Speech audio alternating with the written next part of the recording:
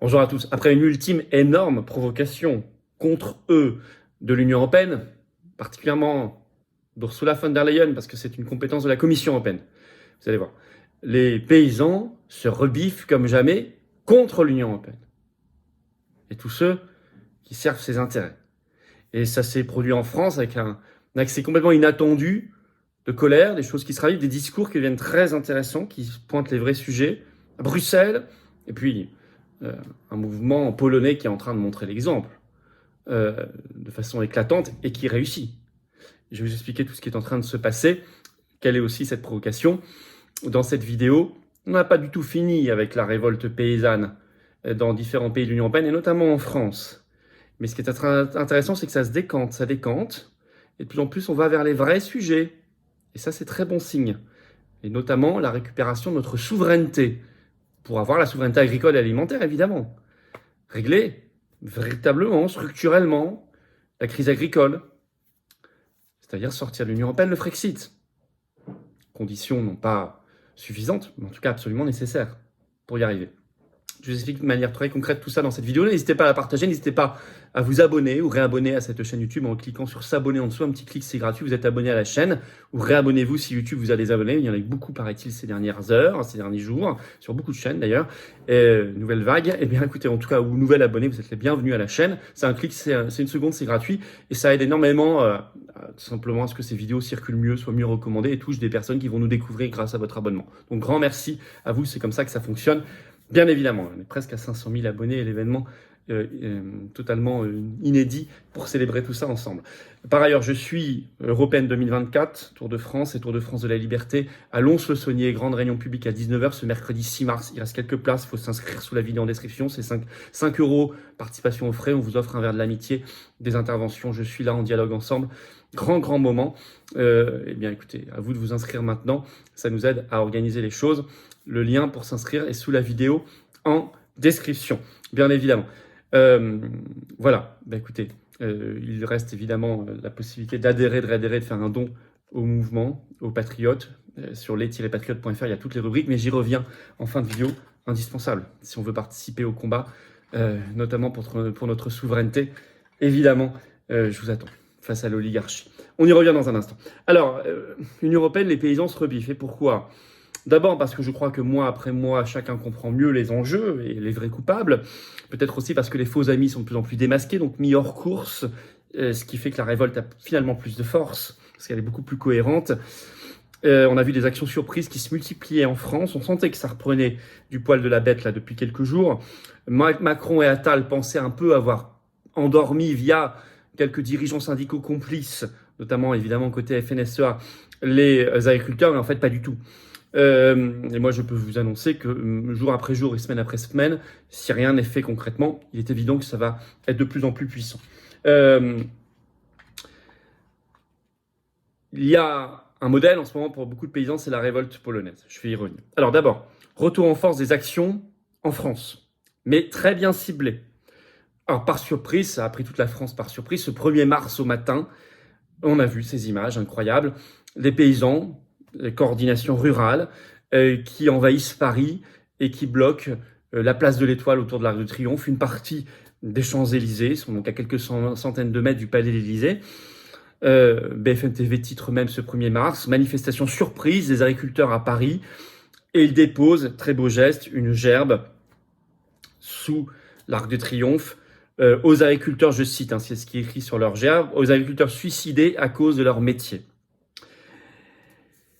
Moi, j'étais en contact avec quelques agriculteurs en direct pendant cet événement, et ce qui m'a permis aussi d'avoir des vidéos et des photos et de voir leur détermination, mais je vais aussi vous expliquer ce qui leur est arrivé de honteux, les heures qui ont suivi. On en reparlera aussi.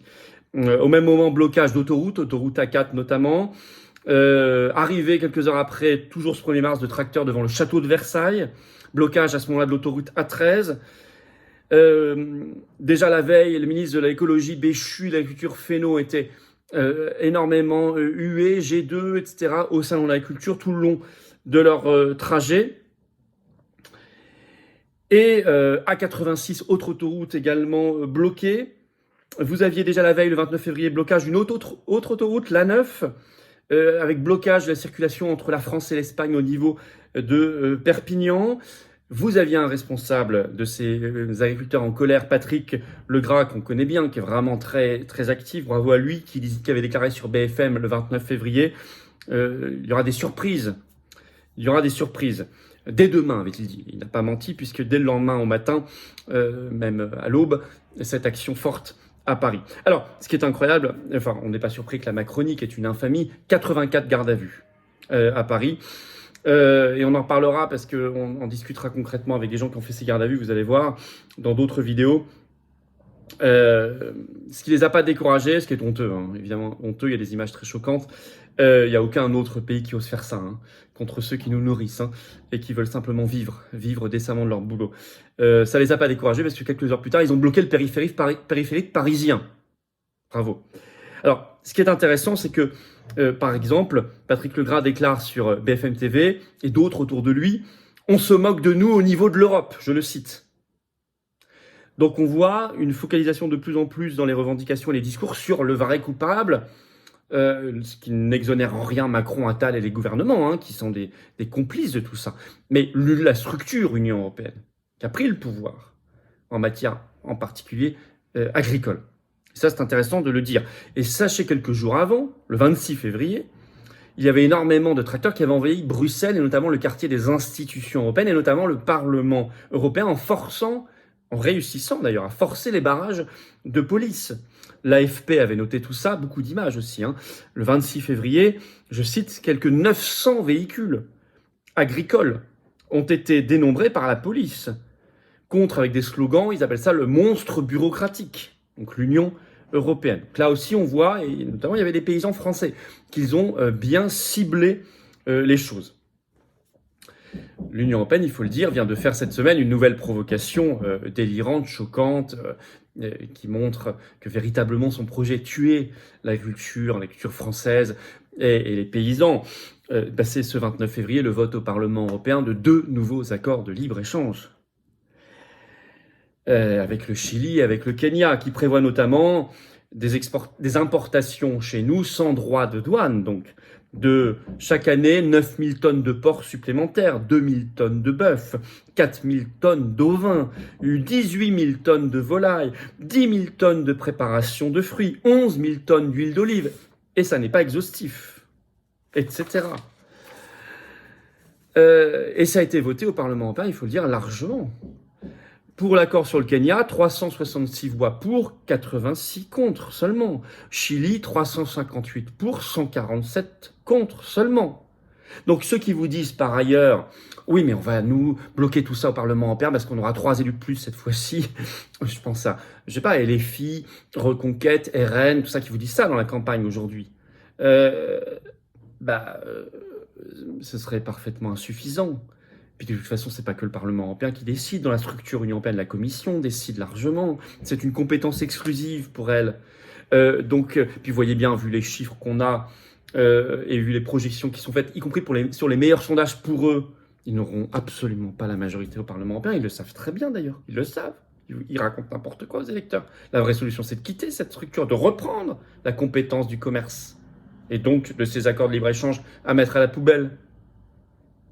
D'ailleurs, le groupe auquel appartient, donc Identité et Démocratie, auquel appartient le RN au Parlement européen, à 55% a voté pour ces accords de libre-échange ce 29 février. Mais oui, vous pouvez aller vérifier. Bon, et évidemment, les eurodéputés macronistes ont voté pour, Ils ont voté pour, donc ils peuvent aller faire leur spectacle ensuite au Salon de la Culture. Bien sûr. Alors, la Pologne, les agriculteurs là-bas sont en train de gagner une partie. Ils n'auront pas gagné totalement la partie tant qu'il y aura l'Union européenne, mais ils sont en train de gagner une partie. Il faut s'en inspirer. Il y a eu ce 27 février, donc toujours cette semaine, c'est en ébullition là, il y a un énorme rassemblement agricole à Varsovie, leur capitale. 10 000 agriculteurs. Selon le site spécialisé Euractiv, ce 28 février, ils titrent carrément « Le gouvernement polonais cède aux demandes des agriculteurs ». Ils sont allés jusqu'au Parlement polonais. Ils avaient tous quasiment un drapeau polonais. C'est ce qu'il faut. Ça, c'est un signe de ralliement.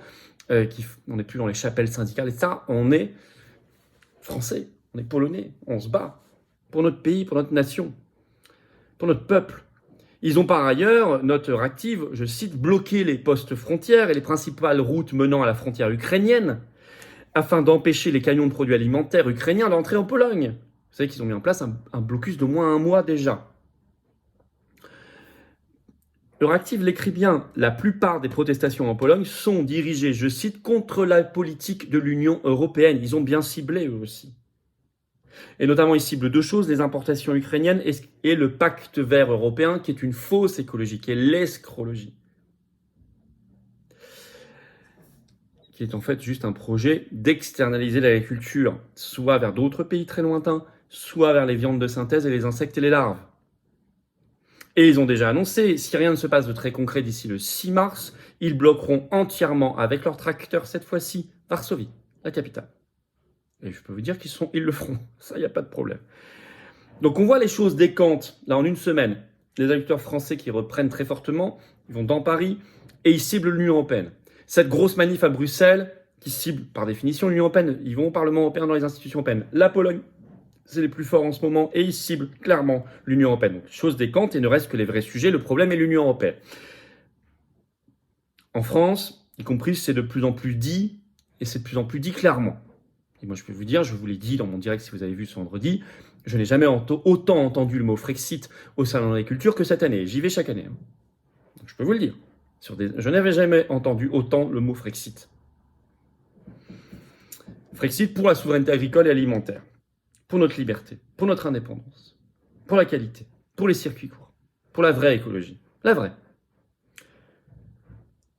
Parce qu'en plus, le mondialisme, c'est un système de concurrence de tous contre tous, c'est un système qui tire vers le bas, y compris en matière de qualité environnementale, évidemment. Et de protection animale, n'oublions jamais, ça tire vers le bas la protection animale. Le Frexit, au contraire, est aussi synonyme de protection animale. Les luttes vont s'amplifier, à nouveau, aller dans la bonne direction, ça je crois que c'est acquis. Il ne faut pas se disperser, il faut se concentrer sur l'essentiel, pas se diviser, et il ne faut pas lâcher. Il ne faut pas lâcher. Ça ne lâche pas en Allemagne, ça ne lâche pas en Pologne, ça ne lâche pas en Italie, en Espagne, en Belgique, très bien, il ne faut pas lâcher. Et nous, soutenir, trouver les issues politiques, soutenir logistiquement, être là. Bravo aux militants patriotes qui étaient là à la sortie d'ailleurs de certains agriculteurs qui ont été, j'en ai parlé, mis en garde à vue honteusement. Bravo à eux. Et on lâche rien. Et merci de partager cette vidéo, de vous abonner ou réabonner à cette chaîne YouTube en cliquant sur s'abonner en dessous. C'est un petit lycée gratuit. Vous allez aider énormément à la viralité de cette vidéo en étant abonné plutôt que pas abonné. Donc je vous en remercie.